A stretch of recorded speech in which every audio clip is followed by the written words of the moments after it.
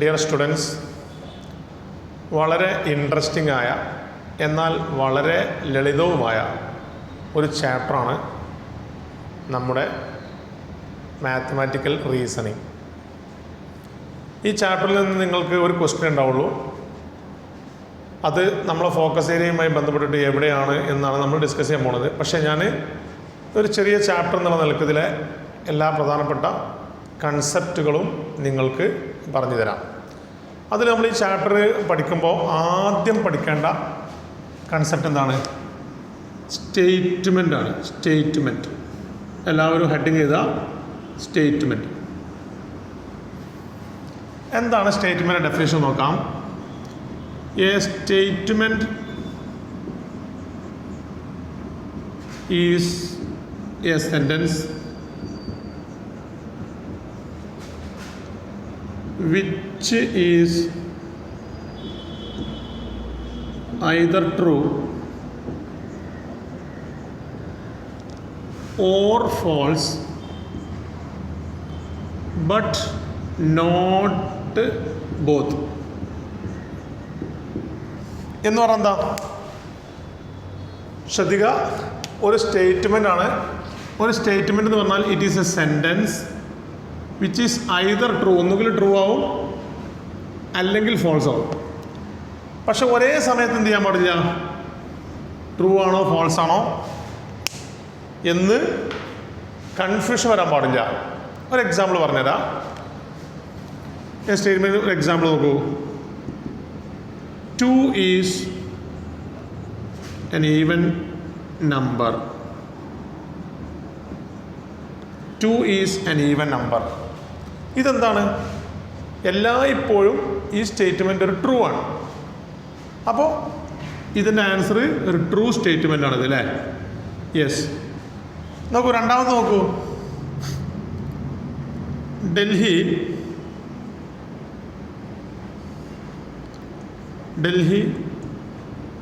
Is the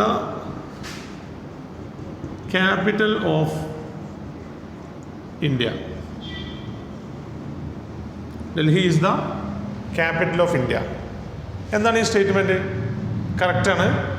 അതുകൊണ്ട് ഇതൊരു ഈ സെൻറ്റൻസ് കറക്റ്റ് സെൻറ്റൻസ് ആണ്. Therefore it is a statement. എന്നാൽ ഇനി ഫോൾസ് ആയ സ്റ്റേറ്റ്മെൻറ്റും ആവാം. നോക്കൂ, ഉദാഹരണം പറയുകയാണെങ്കിൽ 30 is a multiple of 7. 30 is a multiple of 7 എന്താ? 37ൻ്റെ മൾട്ടിപ്പിൾ ആണോ? അല്ല. പക്ഷേ ഇതൊരു റോങ് സ്റ്റേറ്റ്മെൻ്റ് ആണ്, ഒരു ഫോൾസ് സ്റ്റേറ്റ്മെൻ്റ് ആണ്. അപ്പോൾ സ്റ്റേറ്റ്മെൻറ്റ് എന്ന് പറഞ്ഞാൽ എന്താണ്? It is a sentence which is either true or false. ഇനി ഒരേ സമയം ട്രൂ ആണോ ഫോൾസ് ആണോ എന്ന് നിർണ്ണയിക്കാൻ കഴിയാത്തുണ്ടോ? ഉദാഹരണം പറയുകയാണെങ്കിൽ mathematics is a difficult subject. നോക്കൂ, ഞാൻ പറയുന്ന സെൻറ്റൻസ് നോക്കുക, സ്റ്റേറ്റ്മെൻറ്റ് നോക്കുക.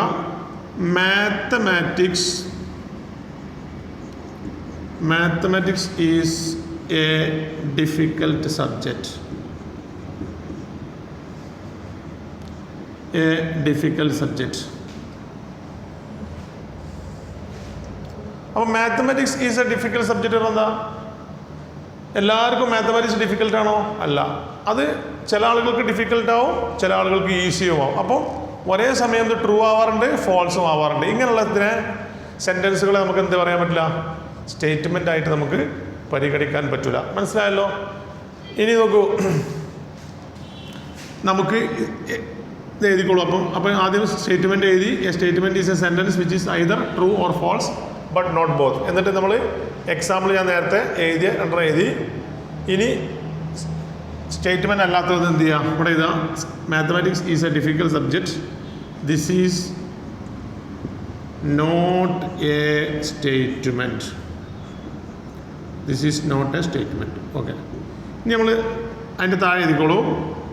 എ സ്റ്റേറ്റ്മെൻറ്റ്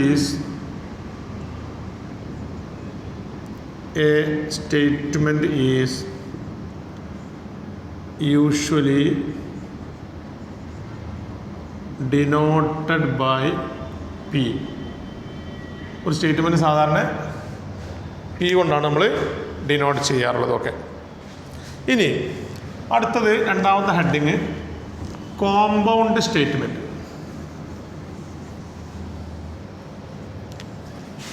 അടുത്ത രണ്ടാമത്തെ കൺസെപ്റ്റാണ് കോമ്പൗണ്ട് സ്റ്റേറ്റ്മെൻറ്റ്. കോമ്പൗണ്ട് സ്റ്റേറ്റ്മെൻറ്റ് എന്താ? കോമ്പൗണ്ട് സ്റ്റേറ്റ്മെൻറ്റ് എന്നാലോ, a statement is made up of, definition എഴുതിക്കോളൂ, a statement is made up of two or more sentence.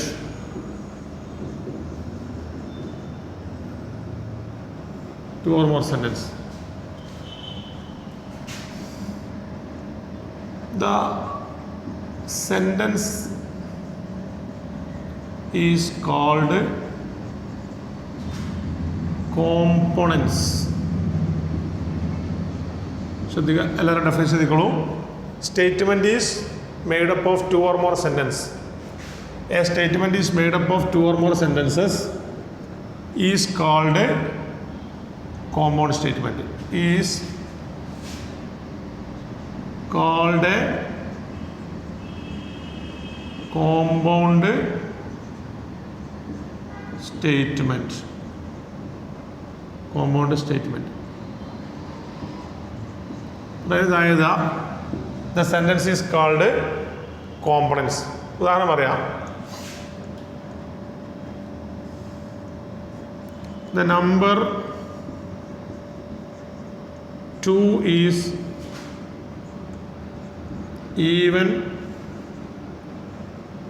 and it is a prime. നോക്കൂ, the number is even and it is a prime. അപ്പോൾ നമുക്കിത് ഒരു compound statement എക്സാമ്പിളാണ്. അപ്പോൾ നമുക്കിതിൽ രണ്ട് statement ആക്കാം. P the number 2 is even. അടുത്ത സ്റ്റേറ്റ്മെൻറ്റ് എന്ത് ചെയ്താം? the number 2 is odd. മനസ്സിലായില്ലേ? ഇതാണ് അതുമായി ബന്ധപ്പെട്ട് നമുക്ക് പഠിക്കാനുള്ളത്. അപ്പോൾ കോമ്പൗണ്ട് സ്റ്റേറ്റ്മെൻറ്റ് എന്ന് പറഞ്ഞാൽ എന്താണ്? A statement which is made up of two or more sentences is called a compound statement. A sentence is called, the sentence is called components. അതായത് ഇതിൽ രണ്ട് കോമ്പണൻസ് ആണ്. ഇത് രണ്ട് കോമ്പണൻസ് ആണ് കേട്ടോ. The number 2 is even and it is prime. അപ്പോൾ നമുക്ക് the number 2 is even ഒരു statement, the number is odd, number is odd എന്നല്ല, number is prime. Number is prime. Okay, the number is prime. The number 2 is even, the number 2 is prime. The number 2 is prime. ഇതാണ് അതുമായി ബന്ധപ്പെട്ടിട്ട് എഴുതാനുള്ളത്. എല്ലാവരും not എഴുതിക്കോളും.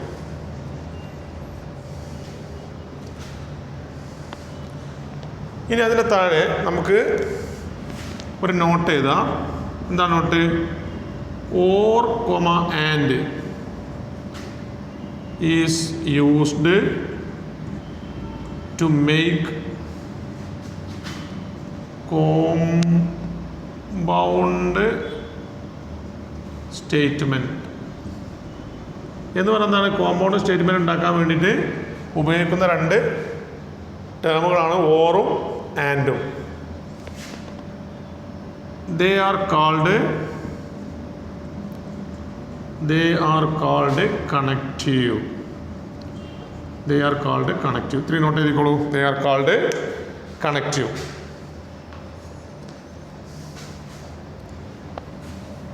എഴുതില്ലെല്ലാവരും? Yes. അപ്പോൾ ഇതാണ് രണ്ടാമത്തെ. നമുക്ക് ഇതിനൊരു എക്സാമ്പിൾ വേണമെങ്കിൽ നമുക്ക് എഴുതി നോക്കാം. ഒരു ക്വസ്റ്റ്യൻ എഴുതി നോക്കാം. Find the component statements of the following. Find the component statements of the following.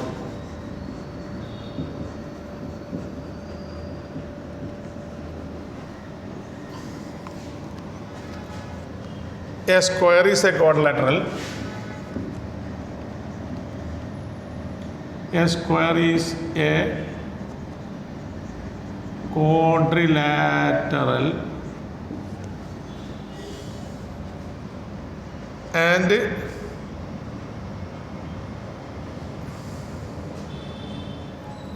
its four sides are equal. And its four sides are equal. ഇതാണ് നമുക്ക് തന്നിട്ടുള്ള കോമ്പൗണ്ട് സ്റ്റേറ്റ്മെൻറ്റ് ഇതാണ്. അപ്പോൾ ഇതിനെ നമുക്ക് രണ്ട് കോമ്പണൻസ് ആക്കണം. എന്താ കോമ്പണൻസ് നമ്മൾ പറഞ്ഞല്ലോ, find the component statements of the following. ഈ കോമ്പൗണ്ട് സ്റ്റേറ്റ്മെൻറ്റിലെ ഇതൊരു കോമ്പൗണ്ട് സ്റ്റേറ്റ്മെൻ്റ് ആണ്, ഇതിനെ രണ്ടെണ്ണമാക്കി എഴുതുക. അപ്പോൾ നമുക്ക് ഒന്നാമത്തെ എന്താണ്, p is a statement such that a square is a quadrilateral. Okay. ഞാൻ രണ്ടാമത്തെ സ്റ്റേറ്റ്മെൻറ്റ് എന്താ, q four sides of a square. Four sides of a square are equal. മനസ്സിലായില്ലേ? അല്ലെങ്കിൽ a square comma whose four sides are equal എന്നും എഴുതാം. ഇതിനെയാണ് നമ്മളെന്ന് പറയുന്നത്, ഇത് രണ്ടിനെയും നമ്മൾ എന്താ പറയുക, കോമ്പണൻറ്റ് സ്റ്റേറ്റ്മെൻറ്റ്സ്. അപ്പോൾ നമ്മൾ മനസ്സിലാക്കുക, കോമ്പൗണ്ട് സ്റ്റേറ്റ്മെൻറ്റ് എന്ന് പറഞ്ഞു കഴിഞ്ഞാൽ രണ്ടോ അതിലധികമോ സെൻറ്റൻസുകളെ കൂട്ടി യോജിപ്പിച്ചുണ്ടാക്കുന്ന ഒരു സ്റ്റേറ്റ്മെൻറ്റാണ്. ആ രണ്ട് സെൻറ്റൻസുകളെ അഥവാ സ്റ്റേറ്റ്മെൻറ്റുകളെയാണ് നമ്മളെന്ത് പറയുക, കോമ്പൗണ്ട് സ്റ്റേറ്റ്മെൻറ്റ്സ് എന്ന് പറയുക. കാര്യം മനസ്സിലായല്ലോ, വളരെ ഈസിയാണ്, ഒരു പ്രയാസവും ഇല്ല കേട്ടോ. യെസ്, ഇനി നമുക്ക് പഠിക്കാനുള്ളത് ഈ ഓറിനെ തന്നെ രണ്ടെണ്ണമായി ഡിവൈഡ് ചെയ്യും. ഓർ നോക്കൂ, എക്സ്ക്ലൂസീവ് ഓർ, ശ്രദ്ധിക്കുക, എക്സ്ക്ലൂസീവ് ഓർ, പിന്നെ ഇൻക്ലൂസീവ് ഓർ, അങ്ങനെ രണ്ട് ഓർ ഉണ്ട്. Inclusive or exclusive or. ഒരു സെൻറ്റൻസ് എഴുതുമ്പോൾ നിങ്ങൾക്ക് മനസ്സിലാവും. The school is closed if it is A holiday or Sunday. The school is closed if it is a holiday or Sunday. ഇവിടുത്തെ ഈ ഓറിനെയാണ് നമ്മൾ ഇൻക്ലൂസീവ് ഓർ എന്ന് പറയുന്നത്. This is called inclusive. എന്തുകൊണ്ടാണ് ഇത് ഇൻക്ലൂസീവ് എന്ന് പറയാൻ കാരണം അറിയോ? സ്കൂൾ ക്ലോസ് ചെയ്യും എപ്പോൾ, if it is A holiday ആയാലും ക്ലോസ് ചെയ്യും, സൺഡേ ആയാലും ക്ലോസ് ചെയ്യും. അപ്പോൾ ഒരേ സമയത്ത് ഈ ഓർ കൊണ്ട് രണ്ടും കറക്റ്റ് ട്രൂ ആയിരിക്കും. അപ്പോൾ രണ്ട് കാര്യവും ട്രൂ ആവുന്ന തരത്തിൽ നമ്മൾ ഓർ ഉപയോഗിക്കുകയാണെങ്കിൽ that or is called inclusive or. മനസ്സിലായോ? രണ്ടും സ്റ്റേറ്റ്മെൻറ്റും ഇവിടെ കണക്ട് ചെയ്തു, ആരുപയോഗിച്ച് ഓർ ഉപയോഗിച്ച്, അത് രണ്ടും കറക്റ്റാണ്. എന്താ രണ്ടും കറക്റ്റാണ് പറയുക? School is closed if it is A holiday. അടുത്ത സെൻസ് എന്താ? School is closed if it is Sunday. രണ്ടും ട്രൂ ആണ്. അപ്പോൾ രണ്ടും ട്രൂ ആകാൻ വേണ്ടി നാം ഉപയോഗിച്ച കണക്റ്റീവായ ഓറിനെയാണ് നമ്മൾ എന്ത് പറയുന്നത്, ഇൻക്ലൂസീവ് ഓർ എന്ന് പറയുന്നത്. ഇനി എക്സ്ക്ലൂസീവ് ഓറിന് എക്സാമ്പിൾ നോക്കൂ. Two lines intersect at A point. Two lines intersect at A point. Two lines intersect at a point or they are parallel.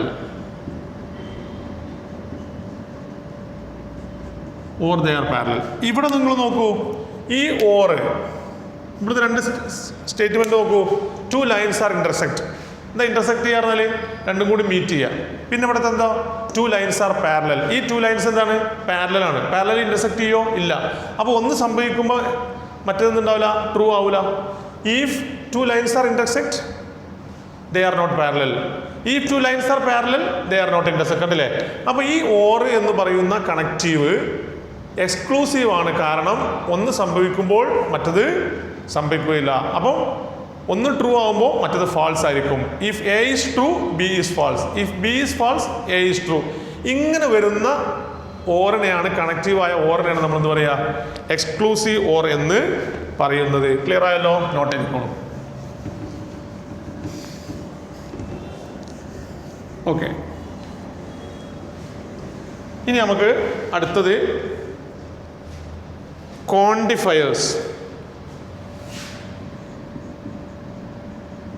ക്വാണ്ടിഫയേഴ്സ് എന്താ? ക്വാണ്ടിഫയേഴ്സ് എന്നാൽ നിങ്ങൾ ഫ്രേസസ് ആണ്.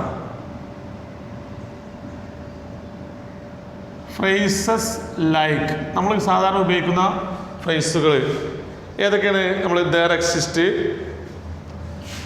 exist, comma for every, for all, ഇങ്ങനെയൊക്കെയുള്ള ഈ ഫ്രേസുകളെയാണ് നമ്മളെന്ത് പറയുക, ക്വാണ്ടിഫൈസ്. അപ്പോൾ phrases like there exist, for every, for all, etc. are called quantifiers. They are called quantifiers. Okay, എഴുതിക്കോളൂ, നോട്ട് എഴുതിക്കോളൂ. They are called quantifiers. ഇനി അടുത്ത നമ്മൾ ഹെഡിങ് എന്താ കൊടുക്കേണ്ടത്? ഇംപ്ലിക്കേഷൻസ്. എന്താ കൊടുക്കേണ്ടത്? ഇംപ്ലിക്കേഷൻസ്. അതായത് ഇംപ്ലിക്കേഷൻസ് എന്നതുകൊണ്ട് ഉദ്ദേശിക്കുന്നത് if P then Q എന്ന് നമ്മളൊരു സെൻറ്റൻസ് ആക്കി പറഞ്ഞു വെച്ചോളൂ. if P then Q. അപ്പോൾ നമ്മളത് P implies Q എന്നിങ്ങനെയാണ് നമ്മൾ സാധാരണ ഇതിനെ റെപ്രസെൻ്റ് ചെയ്യാറുള്ളത്. if P then Q എന്നുള്ളത് ഇതിനെയാണ് നമ്മൾ ഇംപ്ലിക്കേഷൻസ് എന്ന് പറയാം. ഓക്കെ, മനസ്സിലായില്ലേ? അപ്പോൾ നമുക്കൊരു ഉദാഹരണം, രണ്ട് സ്റ്റേറ്റ്മെൻറ്റിനെ ഇങ്ങനെ ഉപയോഗിച്ചു. ഫോർ എക്സാമ്പിൾ, P ഒരു സ്റ്റേറ്റ്മെൻ്റ് ആണ്. P is a statement such that A number is a multiple of 9.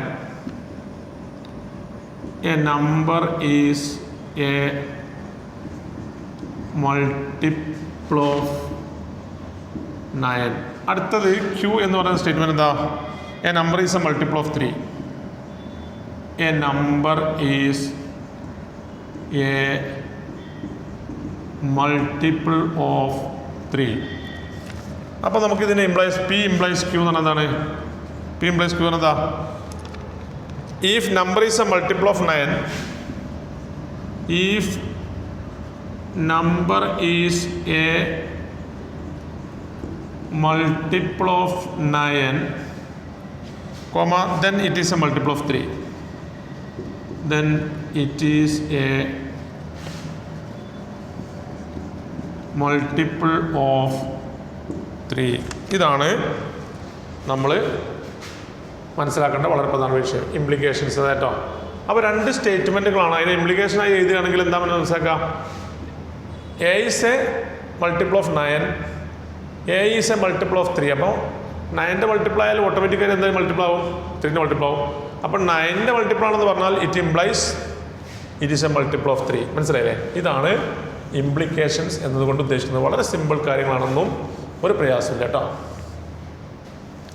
ഇനി നമ്മൾ മനസ്സിലാക്കേണ്ടത് വളരെ ഇമ്പോർട്ടൻ്റ് കൺസെപ്റ്റാണ് കോൺട്രാപോസിറ്റീവ്. നല്ലോണം ശ്രദ്ധിക്കുക. ഇത് പരീക്ഷയ്ക്ക് ഒരു ചോദ്യം സാധാരണ ചോദിക്കാറുണ്ട്, കോൺട്രാപോസിറ്റീവ് എഴുതാനായിട്ട്. കോൺട്രാപോസിറ്റീവ് എന്താണ്? കോൺട്രാപോസിറ്റീവ് എന്ന് പറഞ്ഞാൽ നോക്കൂ, ഒരു സ്റ്റേറ്റ്മെൻ്റ് ആണ്. If P then Q. അപ്പോൾ ഇതിൻ്റെ കോൺട്രാപോസിറ്റീവ് എങ്ങനെ വരിക? ഇതിൻ്റെ കോൺട്രാപോസിറ്റീവ് എന്ന് പറയുന്നത് കോൺട്രാപോസിറ്റീവ് ഓഫ് എ സ്റ്റേറ്റ്മെൻറ്റ്. നോക്കൂ, ഒരു minute.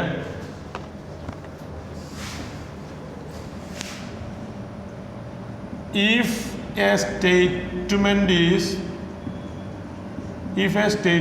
Is denoted by P, the contrapositive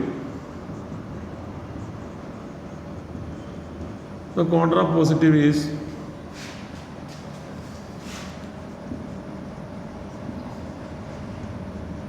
denoted by,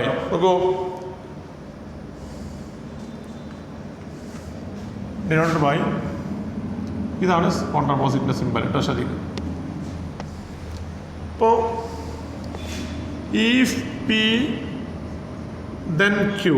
ഇങ്ങനെയാണ് വരുന്നതെങ്കിൽ ഇതിൻ്റെ കോൺട്രാപോസിറ്റീവ് എന്താ നിങ്ങൾക്ക്? ഇതിൻ്റെ കോൺട്രാപോസിറ്റീവ് എന്ന് പറയുന്നത് if not Q then not p എന്നാണ്. ഇങ്ങനെയാണ് ഇതിൻ്റെ കോൺട്രാപോസിറ്റീവ് വരിക. ഈഫ് പി ദെൻ ക്യൂ നമ്മൾ ഒരു സെൻറ്റൻസ് എഴുതി വെച്ചോളൂ. ദെൻ അതിൻ്റെ കോൺട്രാപോസിറ്റീവ് എന്താ? If not Q then not P. ഒരു എക്സാമ്പിൾ പറയാം.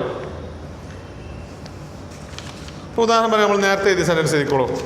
If a number is a multiple of 9. നമ്മൾ ഇതാണ് നേരത്തെ statement. If a number is a multiple of 9, then it is a multiple of 3, then it is a multiple of 3. ഇതാണ് നമുക്ക് statement. ഇതിൻ്റെ contrapositive എങ്ങനെ എഴുതുക?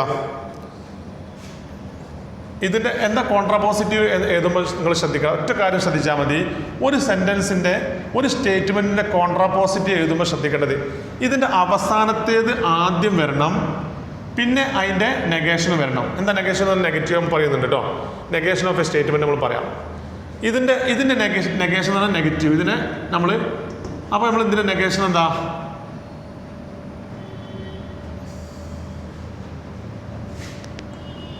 If a number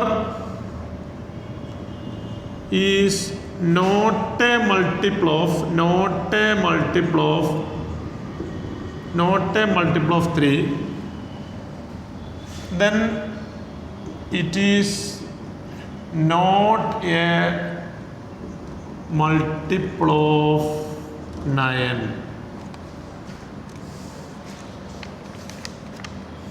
നെഗേഷൻ എന്ന് പറഞ്ഞാൽ എന്താണ്? ഇതിൻ്റെ നെഗറ്റീവ്. അതായത് നമ്മൾ ഒരു കോൺട്രാപോസിറ്റീവ് ഓഫ് എ സ്റ്റേറ്റ്മെൻറ്റ് എഴുതുമ്പോൾ നിങ്ങൾ ശ്രദ്ധിക്കേണ്ടത് ഒരു സ്റ്റേറ്റ്മെൻറ്റിൻ്റെ ലാസ്റ്റത്തത് ഫസ്റ്റ് വരണം, ഫസ്റ്റത്തത് രണ്ടാമത് വരണം, രണ്ടാമത്തത് ആദ്യം എഴുതുക. പക്ഷെ രണ്ടാമത്തെ ആദ്യം എഴുതുമ്പോൾ ശ്രദ്ധിക്കേണ്ടത് അതെന്തായിരിക്കണം? നെഗേഷൻ ആയിരിക്കണം.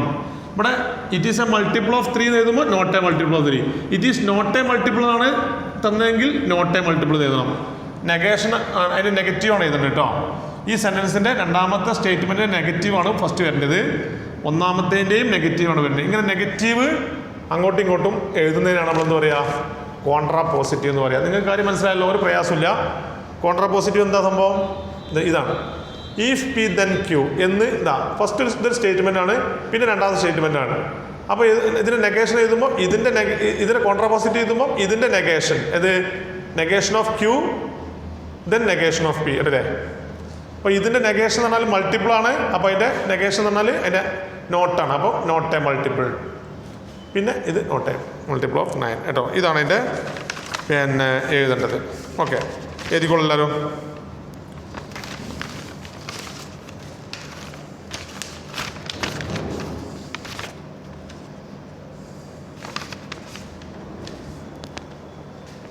നിങ്ങൾക്ക് നെഗേഷൻ എന്ന് വേണമെങ്കിൽ ഒരു ഡെഫിനിഷൻ എഴുതിക്കോളൂ. അത് അറിയാത്ത ആളുകളുണ്ടെങ്കിൽ നെഗേഷൻ ഓഫ് എ സ്റ്റേറ്റ്മെൻറ്റ് എഴുതാം. നെഗേഷൻ ഈ കോൺട്രാപോസിറ്റിന് താഴെ നെഗേഷൻ ഓഫ് എ സ്റ്റേറ്റ്മെൻറ്റ്. എന്താ നെഗേഷൻ ഓഫ് എ സ്റ്റേറ്റ്മെൻറ്റ് എന്നാണ്? The denial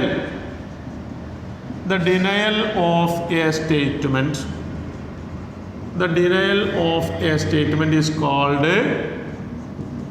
negation. ഒരു സ്റ്റേറ്റ്മെൻറ്റിനെ ഞാൻ ഡിനൈ ചെയ്യാം. ഉദാഹരണം പറയുകയാണെങ്കിൽ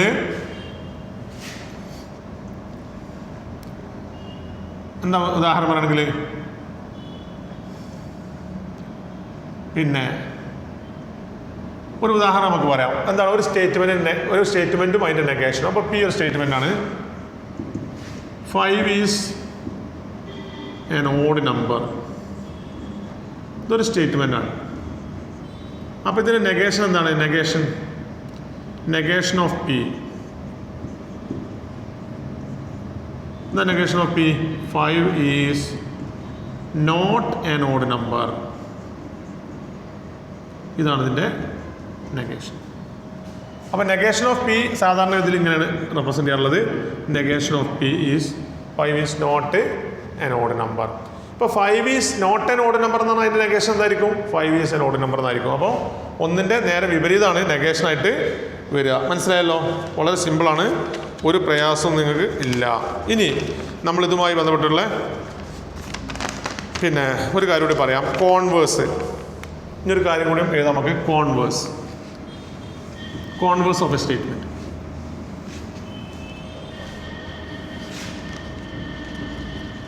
Converse of a statement.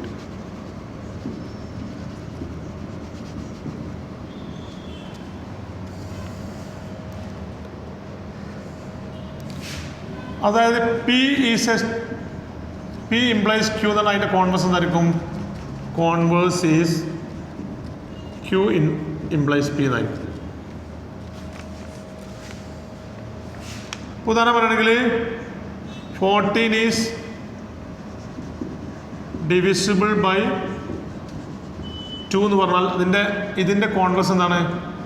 Converse 2 is divisible by 14 എന്നാവും. 14 ഈസ് ഡിവിസിബിൾ ബൈ 2 എന്ന് പറഞ്ഞാൽ കറക്റ്റ് ആണ് സ്റ്റേറ്റ്മെൻറ്റ്.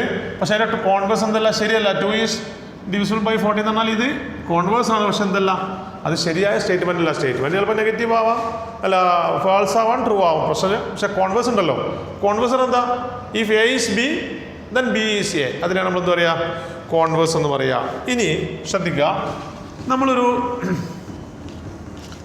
സാധാരണഗതിയിൽ ഒരു സ്റ്റേറ്റ്മെൻറ്റ് നമ്മൾ വാലിഡ് ആവാൻ 4 മെത്തേഡ് യൂസ് ചെയ്യുന്നുണ്ട്. വാലിഡിറ്റി ഓഫ് എ സ്റ്റേറ്റ്മെൻറ്റ് ഏതിക്കുള്ള അടുത്ത heading? Validity of A statement.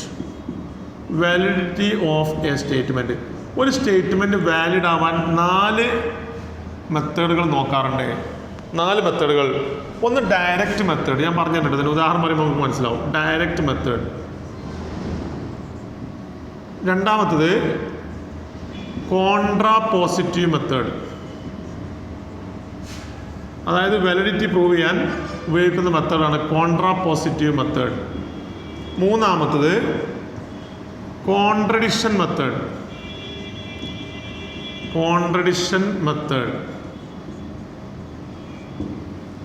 നാലാമത്തത് യൂസിങ് കൗണ്ടർ എക്സാമ്പിൾ.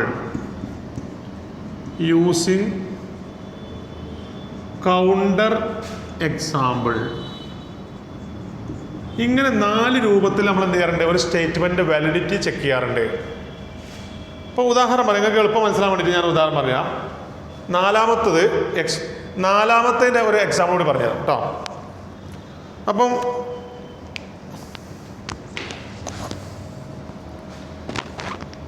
നാലാമത്തത് യൂസിങ് കൗണ്ടർ എക്സാമ്പിൾ. ഒരു എക്സാമ്പിൾ പറയുമ്പോൾ ഉദാഹരണം പറയാം. ഒരു എക്സാമ്പിൾ പറയട്ടെ. The square of A natural number. The square of a natural number is always even. ഇതൊരു സ്റ്റേറ്റ്മെൻ്റ് ആണ്. ഇതിൻ്റെ വാലിഡിറ്റി അതായത് ഇത് ശരിയാണോ തെറ്റാണോ നോക്കാൻ നമ്മളൊരു കൗണ്ടർ എക്സാമ്പിൾ കൊടുക്കുകയാണ്. നോക്കൂ, ഇപ്പോൾ ഉദാഹരണം നമ്മൾ എന്തോട് പറഞ്ഞത്? Square of A natural number. ഒരു നാച്ചുറൽ നമ്പറിൻ്റെ സ്ക്വയർ ഓൾവേസ് ഈവൻ എന്നാണ് ഇവിടെ തന്നിട്ടുള്ളത്. ഈ സ്റ്റേറ്റ്മെൻറ്റ് ട്രൂ ആണോ ഫാൾസ് ആണോ എന്ന് നോക്കാൻ നമ്മൾ എന്ത് ചെയ്താൽ മതി? Let 3 is A natural number.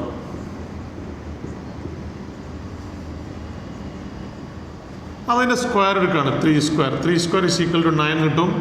9 is odd. അപ്പോൾ എന്തായി? ഓൾവേസ് ഈവൻ എന്നുള്ളത് ഇവിടെ നമ്മൾ ഗണ്ണിച്ചു, തെറ്റിയാണ്. അപ്പോൾ അതിൻ്റെ സ്ക്വയർ എന്താവാം? ഓടുമാവാം. അങ്ങനെ കൗണ്ടർ എക്സാമ്പിൾ ഉപയോഗിച്ചുകൊണ്ട് നമുക്ക് എന്ത് ചെയ്യാം? ഒരു സ്റ്റേറ്റ്മെൻറ്റ് വാലിഡ് ആണോ അഥവാ കറക്റ്റ് ആണോ എന്ന് നമുക്ക് ചെക്ക് ചെയ്യാം. എഴുതിയെത്തോളൂ.